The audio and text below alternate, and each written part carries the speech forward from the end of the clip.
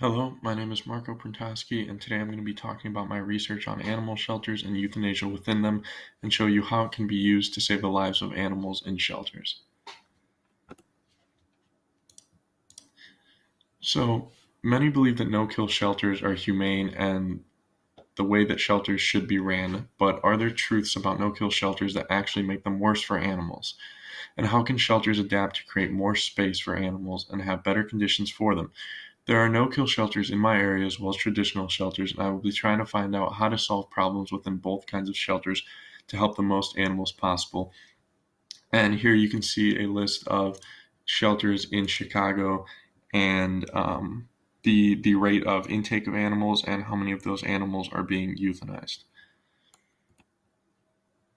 The problem I'm addressing is the euthanization of animals, and the reason for for this problem happening is overpopulation in shelters that are made to take in every animal brought to them, a lack of public support for the traditional shelters, and an inefficient or no spay-neuter programs at all being utilized in these shelters.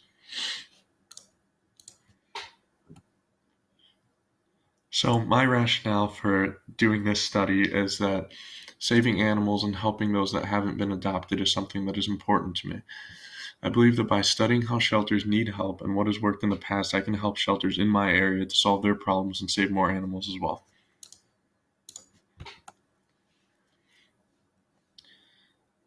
The purpose of my study, I have three purposes, and the three purposes for me conducting this study on animal shelters, and as you can see, they're right here on the slide. To begin, I wanted to find out what problems were facing shelters and then draw attention to the problems of shelters in order to gain more public support and education on shelter needs, such as adoption over pet stores and supporting traditional shelters just as much as no-kill.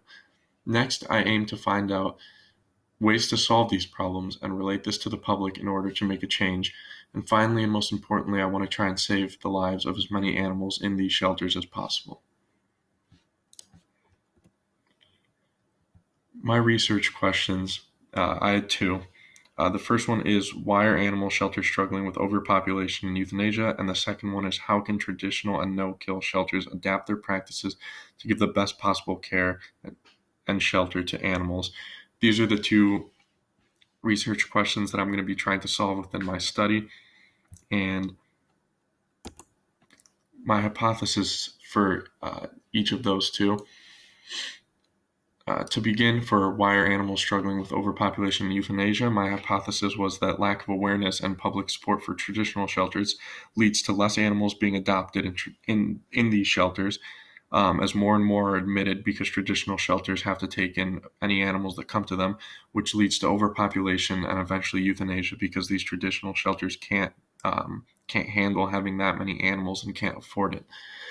And for my second research question, which is how can traditional no-kill shelters adapt their practices to give better care and shelter to animals? My hypothesis was that by spreading awareness to people about the importance of adopting pets in order to get more pets adopted, rather than being bought from a store breeder, uh, this would overall lower the amount of animals being euthanized or turned away from shelters, because there'd be more open space in shelters, because people would be getting their animals from shelters more often than pet stores, and overall that would just lead to less overpopulation, which leads to less euthanasia because these animal shelters are able to take care of the amount of animals that they'll have in there. So next, I have my theoretical framework here, and I'll be explaining to you some of the basis for some of the some studies that have been done in the past and how I've used them to help with my study. So some previous framework used and looked at by me was research on the harm no-kill shelters have had on animals have had on animal adoption and shelter overpopulation rates, as well as certain programs put in place to test whether certain methods will work to lower overpopulation and euthanization of animals. These methods include programs for neutering and spaying animals, and the idea of possibly even having no-kill shelters take in all animals rather than being able to select which animals they take, because traditional shelters are made to take in every single animal that comes to them, while no-kill shelters can turn away some if they like.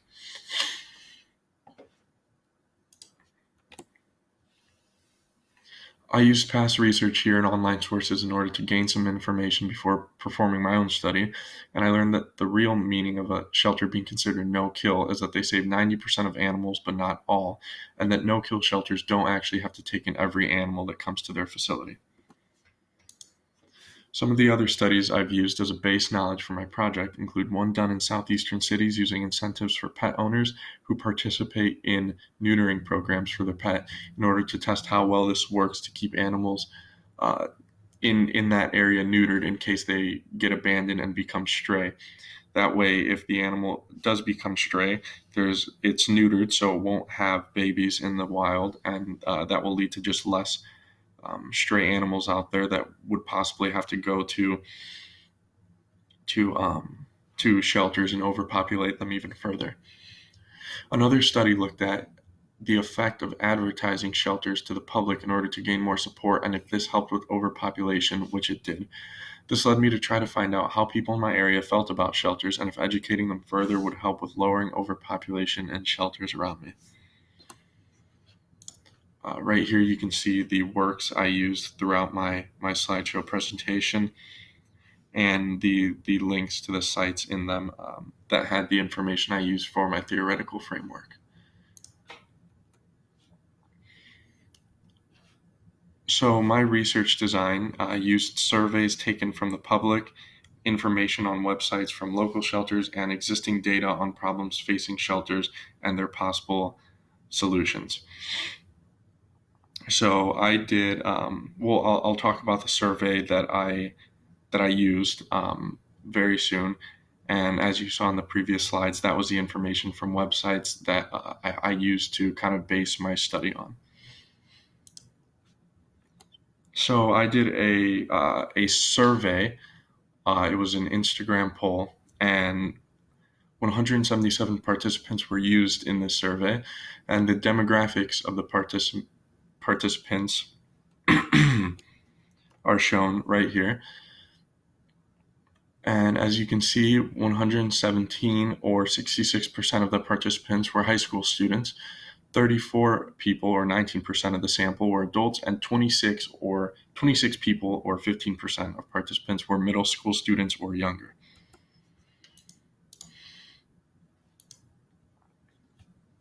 A primary source of data used was my survey done through an online Instagram poll, which collected qualitative data on whether a person was more likely to support either a traditional shelter or a non-kill shelter. There were two options, and people could just vote for one or the other. Here is a pie chart displaying the results of my poll, and the survey, after being answered by the 177 people, 88% were in favor of no-kill shelters, while only 12% were in favor for traditional. And the question on the actual poll was, are you more likely to support traditional or no-kill shelters? So here we can see that there's an overwhelming support for no-kill shelters over traditional.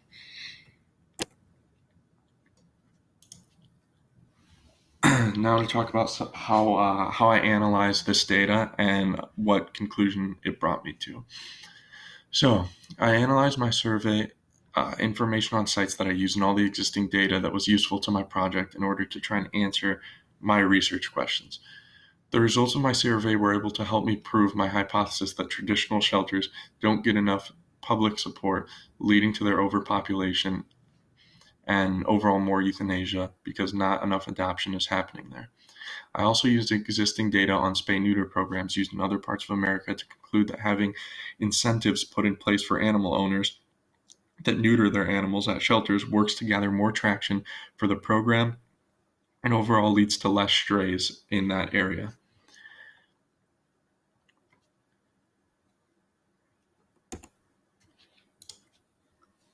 Some of my limitations and delimitations for this study are right here. As you can see the pictures, COVID was a big one, and to start with that limitation set on me was COVID-19 because it accounts for much less in-person contact, which makes it more difficult to gather my survey data from random samples of people, which limited it to just those who follow my Instagram because that is where the survey was taken.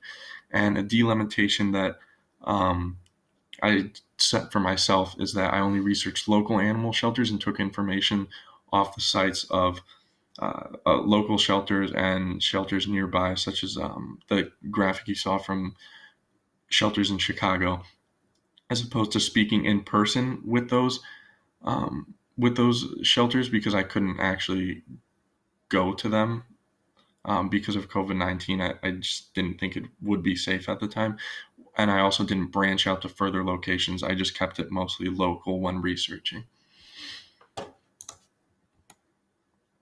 So the implications and conclusions of my study.